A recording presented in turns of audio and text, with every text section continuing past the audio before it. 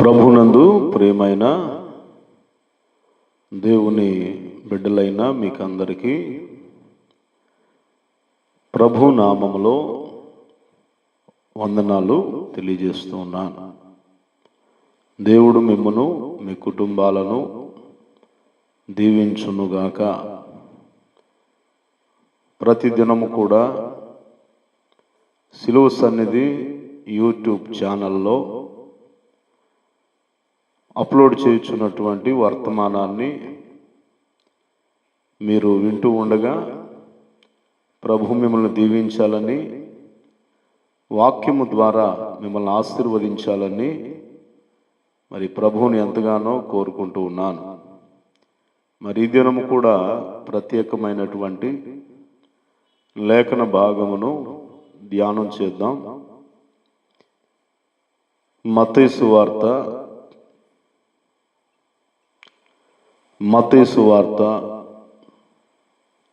8వ అధ్యాయము 19వ వాక్యము నుండి ధ్యానం చేద్దాం. అంతటా ఒక శాస్త్రి వచ్చి, బోధకుడా, నీవెక్కడికి వెళ్ళినను నీ వెంట వచ్చేదనని ఆయనతో చెప్పాను.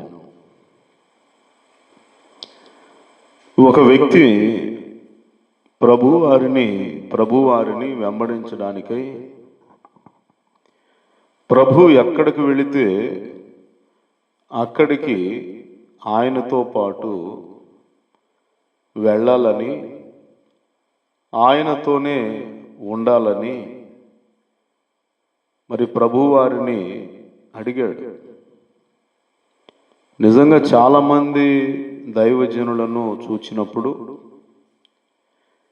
దేవుడు వారిని ఉపయోగించుకునేటువంటి తీరు చూచినప్పుడు, దేవుని కార్యాలు వారిలో ప్రత్యక్షపరచబడుతున్నప్పుడు కొందరు దైవ సేవకులను వెంబడించాలి, వారి యొద్ద ఉండాలి, వారితోనే ఉండాలనేటువంటి ఆసక్తి విశ్వాసులలో పుట్టడం అనేది మనము గమనించగలం. అలాగనే ప్రభు అయిన యేసుక్రీస్తు వారిని గూర్చి తెలుసుకున్నటువంటి ఒక శాస్త్రి ప్రభు అయిన యేసుక్రీస్తుతో చెప్తున్నటువంటి మాట, బోధకుడా, నీవెక్కడికి వెళ్ళినను నీ వెంట వచ్చేదనని ఆయనతో చెప్పాను. మరి ఈ దినమున మనల్ని వెంబడించేవారు ఉండడం, మనల్ని కోరుకునేవాళ్ళు ఉండడం చాలా భాగ్యంగా మరి అనేక మంది ఎంచుతారు. ప్రాముఖ్యంగా దైవ సేవకులు ఇటువంటి వారు ఎక్కడ దొరుకుతారా అని ఆశపడుతూ ఉంటారు. నా వెంట ఎవరైనా నన్ను వెంబడించే వాళ్ళు ఉంటే బాగుండు అన్నట్లుగా కొంతమంది ఆశపడతారు. అయితే ప్రభు అయిన యేసుక్రీస్తు వారు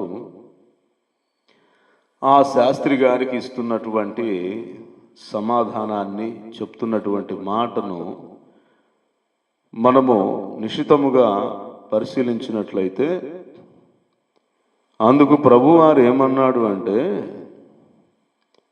అందుకు యేసు, నక్కలకు బొరియలను, ఆకాశ పక్షులకు నివాసములను కలవు గాని మనుష్య కుమారునికి తలవాల్చుకొనుటకైనను స్థలము లేదని అతనితో చెప్పెను. మరి యేసు ప్రభు వారిని గూర్చినటువంటి ఎస్టిమేషన్ ఎలా ఉందో ఆ శాస్త్రి గారికి మనకైతే తెలియదు. కానీ ఆ శాస్త్రి గారు ప్రభు అయిన యేసుక్రీస్తు వారిని వెంబడిస్తాను అన్నప్పుడు యేసు ప్రభు వారు తన యొక్క స్థితిని గూర్చి, తనకున్న వాటిని గూర్చి, తన పరిస్థితిని గూర్చి శాస్త్రి గారికి వివరిస్తూ ఉన్నాడు. నక్కలకు బొరియలు ఉన్నాయి, ఆ బొరియల్లో నక్కలు తలదాచుకుంటాయి. ఆకాశ పక్షులకు నివాసములున్నాయి, వాటిల్లో అవి నివసిస్తాయి. కానీ నా పరిస్థితి ఈ లోకములో తలవాల్చుకొనుటకైనను స్థలము లేదని అతనితో చెప్పాను. మరి ఇటువంటి సేవకులు ఈ రోజున ఎక్కడైనా మనకు కనిపిస్తారా అంటే నిజంగా చాలా అరుదనే మనము చెప్పుకోవలసినటువంటి పరిస్థితి. మరి ఎలాంటి సేవకుడు, ఎలాంటి బోధకుడు ప్రభు అయిన యేసుక్రీస్తు వారు అంటే, పుట్టుగుడ్డివానికి చూపునిచ్చాడు, మోగవానికి మాటనిచ్చాడు, కుంటివారికి నడకనిచ్చాడు, దయ్యములను వెళ్ళగొట్టాడు, మృతులను సజీవులుగా చేసినంత శక్తివంతమైనటువంటి ప్రవక్తగాను బోధకునిగాను ప్రభు అయిన యేసుక్రీస్తు వారు ప్రజలందరి ఎదుట తన కార్యములను ప్రత్యక్షపరిచాడు. మరి అంత ఉన్నతమైన అభిషేకము కలిగిన యేసు ప్రభు వారి దగ్గర తలవాల్చుకొనుటకైనను స్థలము లేదు అని ఆయన చెప్తూ ఉన్నాడు. అంటే ప్రభు అయిన యేసుక్రీస్తు వారు ఈ భూమి మీద ఆయన ఏమి సంపాదించాడో మనకు స్పష్టంగా అర్థమవుతూ ఉంది. ఆయన పశువుల పాకలో పుట్టి పొత్తిగుడ్డలతో చుట్టబడి తొట్టిలో పరుండబెట్టబడ్డాడు. అప్పుడు పేదరికంలోనే ఉన్నాడు. ఇప్పుడు ఈ శాస్త్రి గారితో చెప్పిన మాట ప్రకారం 33.5 సంవత్సర కాలంలో కూడా, లేదా 30 ఏళ్ళు దాటిన తర్వాత కూడా ప్రభువారు తన స్థితిని గూర్చి వివరించుచున్నాడు. నాకు తలవాల్చుకున్నట్టుకైనాను స్థలం లేదని ప్రభు అంటూ ఉన్నాడు. అయితే మనము ఎంతో కొంత స్థలాన్ని కలిగి ఉన్నాము, ఏదో ఒక నివాసం కలిగి ఉన్నాము. ఈ లోకములో కొన్ని ఫెసిలిటీస్ అనేవి మనకు అనుగ్రహించబడ్డాయి, మనము కొన్ని ఫెసిలిటీస్ కలిగి ఉన్నాం. అయితే ప్రభువారి స్థితిని మనం చూస్తే ఆయన మనకంటే హీనమైన స్థితిలో ఈ లోకంలో ఆయన జీవించాడు. గనుక మనకు గొప్ప గొప్ప భవనాలు కావాలి, లేదా విస్తారమైనటువంటి స్థలాలు పొలాలు కావాలి అని మనము ఆశించటం అనేది ప్రభు అయిన యేసుక్రీస్తు వారి కంటే మనల్ని మనం ఎక్కువ చేసుకుంటున్నామనే విషయాన్ని మనము గుర్తించాలి. నా ప్రభువుకు ఈ లోకంలో ఏమీ లేదు, తలవాల్చుకున్నట్టుకైనాను నా ప్రభువుకు స్థలము లేదు. అయితే నాకు ఈ చిన్న స్థలము చాలు, నాకున్న ఈ స్థితి చాలు అనేటువంటి ఒక పరిస్థితికి మనల్ని మనము సిద్ధపరచుకోవాలి. గనుక అందని వాటన్నైనను గొప్పవాటి అన్నైనను మనము అభ్యాసము చేసుకొనక, ప్రభువారు ఈ లోకములో ఉన్నప్పుడు ఏ స్థితిలో ఉన్నాడో గమనించుకొని అంతకంటే మంచి స్థితిని దేవుడు మనకి ఇచ్చాడని మనకు కలిగిన దానితో మనము తృప్తి కలిగి ఉండాలి.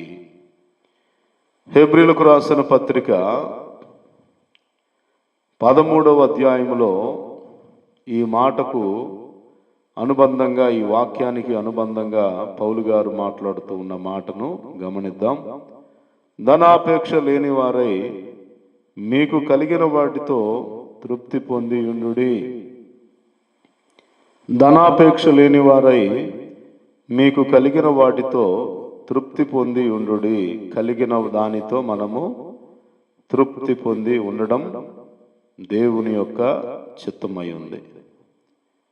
లేని వాటిని గూర్చి విచారపడడం కానీ కలవరపడడం కానీ మన జీవితంలో లేకుండా, ధనాపేక్ష అనేది మన జీవితంలోనికి రానివ్వకుండా కలిగిన వాటితో మనము తృప్తి కలిగి ఉందాం.